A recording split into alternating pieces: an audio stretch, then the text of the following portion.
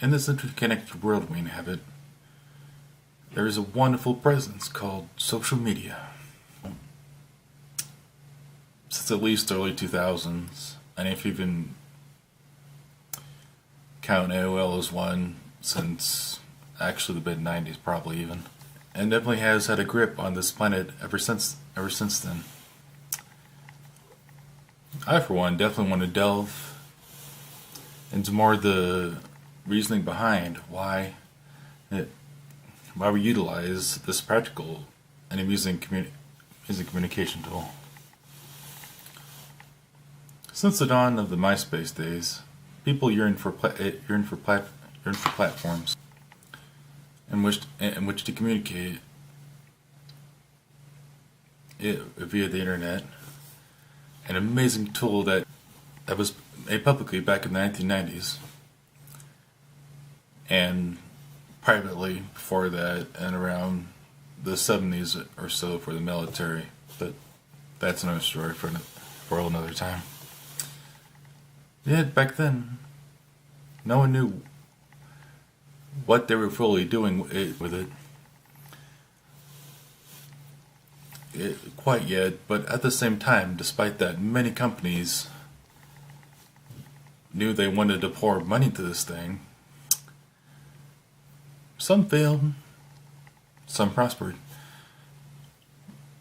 The peak of this prosperity came around the mid-2000s with a platform known as MySpace. Since then, many platforms popped up to share ideas and talk with each other, including Facebook, Weibo, Snapchat, Instagram, and Twitter.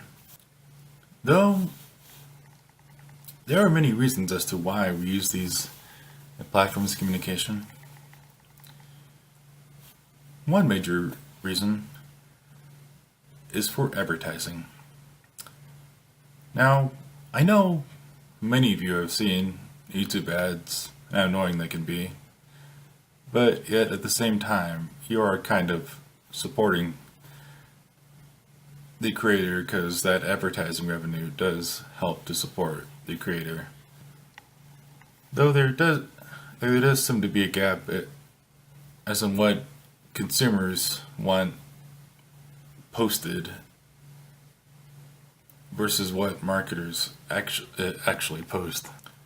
One of the biggest gaps is in the discount or sales section, where 72% of consumers want such a thing posted, whereas only 10% of marketers actually post it. So basically, it's kind of a weird gap there of like, hey, I really do want this thing, but for some weird reason or other, the marketers aren't posting of what the consumers want and more of what they just want to post, really. So, big gap there, but that's one thing that does need to be fixed. But again, that's just one of the reasons why we use social media.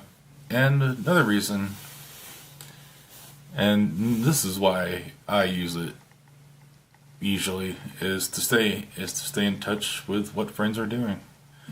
Just to take a peek of what they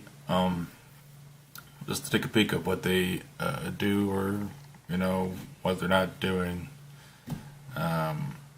Though even from experience, I've heard stories of like people posting ultra private stuff that they should never ever post anywhere, like medical issues or whatnot. I mean, it's great to know that they're going through this, but then again, posting your own bathroom habits, yeah, keep that between friends and family, just please. I mean, like, good to know you're like struggling and going through it all stuff, but just please keep bathroom schedules and stuff. Keep that amongst your friends, family, doctor, and especially your doctor, because I'm sure your doctor is probably curious and stuff. Just, yeah, please, we don't want to see that on the internet. Just thank you. Like, it's okay to say that you're fine and you're struggling with disease and stuff. It's just, don't like post like exact bathroom schedules of like every 5 minutes and stuff or whatever. Just please keep that between friends and family. You know, maybe text them, say you're fine, or call them. You know, but yeah, just keep that stuff off the internet, please. Thank you. And at least according to APOL and WERSM, this is keeping in touch with friends of what with what friends are doing. This is actually one of the top 5 reasons why people use social networks. And this is definitely from way back in the day when you used to just like write letters and like wait a pretty long while for a response back. And now today social networks worked as an instant satisfaction gratifier. So at the same time though, these instant satisfaction gratifiers can also be a hindrance, especially for those people who experience some sort of sadness or depression, since they're basically jealous of what their friends are doing, or they just worry more about themselves a lot when they see it because they don't measure up to like what that person's doing, and they feel like they're at a really low stage in life, so they just compare themselves to that person. They're like, no, I'm not as high as that person, and I don't feel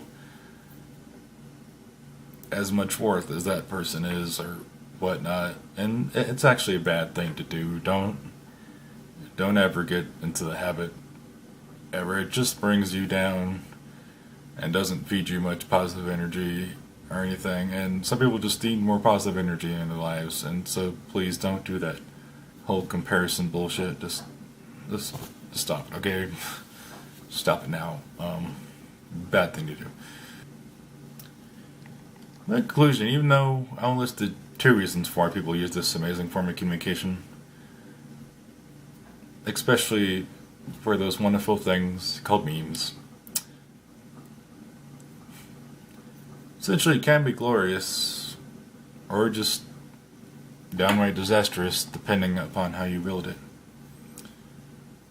Thus, please, I implore all of you to wield it wisely, or else the downfall of humanity will be closer than you think.